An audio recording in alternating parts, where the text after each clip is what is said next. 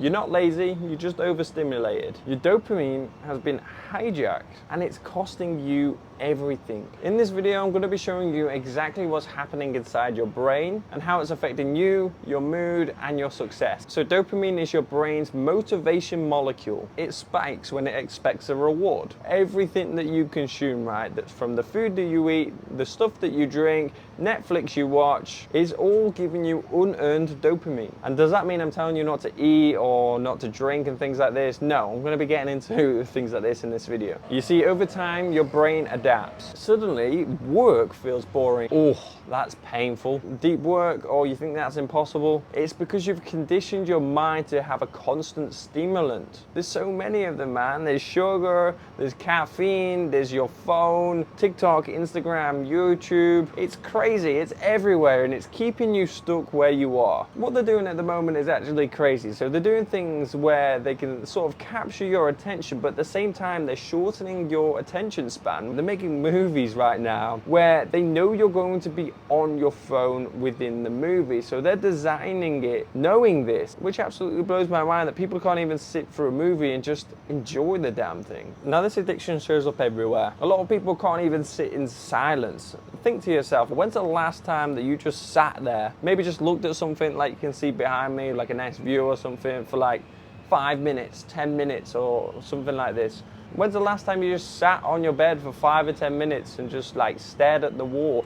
You haven't done it, have you? Other places it shows up, you're flicking tabs every 2 minutes. And I've also been guilty of this a lot of the time in the past. You get your phone out before you even wake up. You're fidgeting all the time because you're anxious, because you don't know when you're gonna get that next hit of dopamine. You should see, just look at the tube in London, for example. You'll see everybody's like this on the phone, just hunched over. Like, it's crazy. People can't even just sit there and just take the tube, for example. Now, you think a lot of these things day to day are harmless or small. And don't get me wrong, some of them might be small, yeah? But these small things, there's about 10, 20, or 30 of them which do, for sure, compound. It leads to anxiety, brain fog, depression, self-doubt. All of these things which perhaps you're feeling right now is all due to the things that you're doing on a daily basis. Spiking your dopamine too much. It's the leading cause of all of it. Now, you say, a lot of people say, oh, to feel better, to have more confidence and stuff, you need to exercise or you need to fix your diet. All of this stuff is fixing your dopamine. Eating better foods is going to put your dopamine on a much more calmer level. For example, a personal example which comes to my mind, like I've been on and off reading for the past 4 years, right?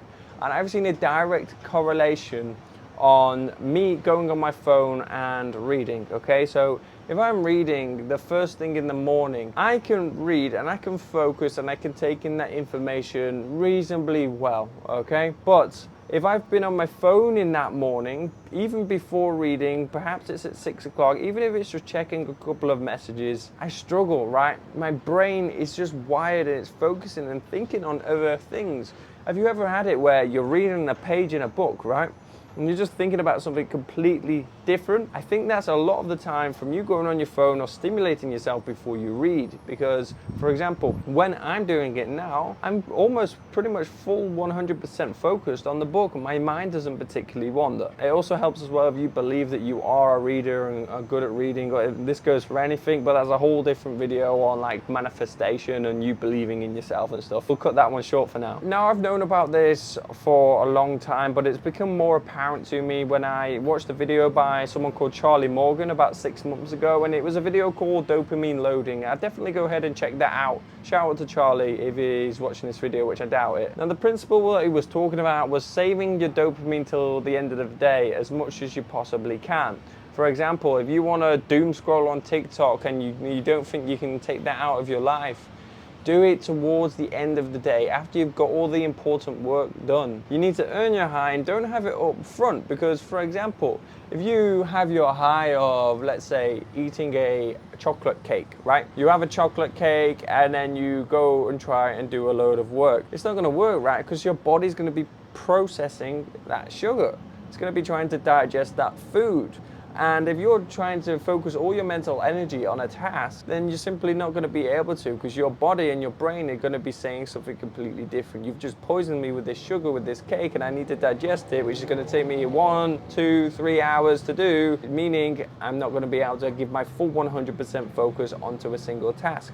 And it's science and it's proved. You go ahead and try and do it, okay? Now, things that I do, I fast before I work, for example, because it simply gives you that hunger inside of you. You know, you're hungry, but I can't go and eat now until I've done these 2 or 3 tasks. It gives you not just literal hunger, but hunger to work as well. So here's your protocol, which you're going to need to do to basically sort your life out. Whether you want to do this to become ultra successful or to just sort your life out and become happier, it's going to work both ways. First one is no phone for the first couple of hours of the day. This is very, very important, and it is going to be very hard for you to do. Next is fasted morning. Like I said, if you're fasting in the morning, you're going to be higher alert, you're going to be more focused, and you're going to get more work done. And not only that, just from a sort of emotional perspective, your emotions are going to be a lot more balanced. You're not going to be trying to digest food at 8 o'clock in the morning, which will ultimately slow you down when you get to about 9 or 10 o'clock. If you're trying to get work done, do deep work sessions before you even go on your phone or social media, for example, because social media is going to fry your brain before you go ahead and do your work.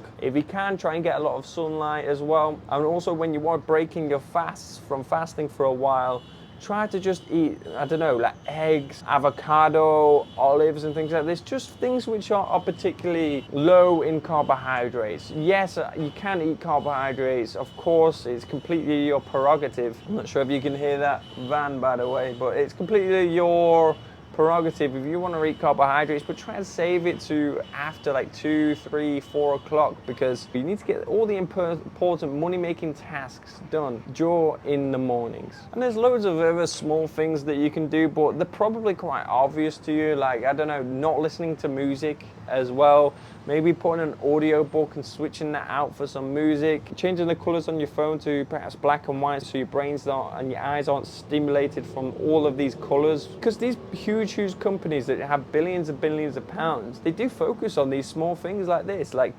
what the color of the app should be, what the app should look like, so that they can hook you and focus you. So they're trying to focus you in, but they're also trying to zap your dopamine at the same time, which leads to a lowered attention span and things like ADHD. So you need to become a parent with things like this, and I've just told you some steps there, and there are some little things, but a lot of the time you will know. Like, for example, I know that having too much coffee every single day is a stimulant, and too much stimulant is going to lead to a less amount of focus from myself.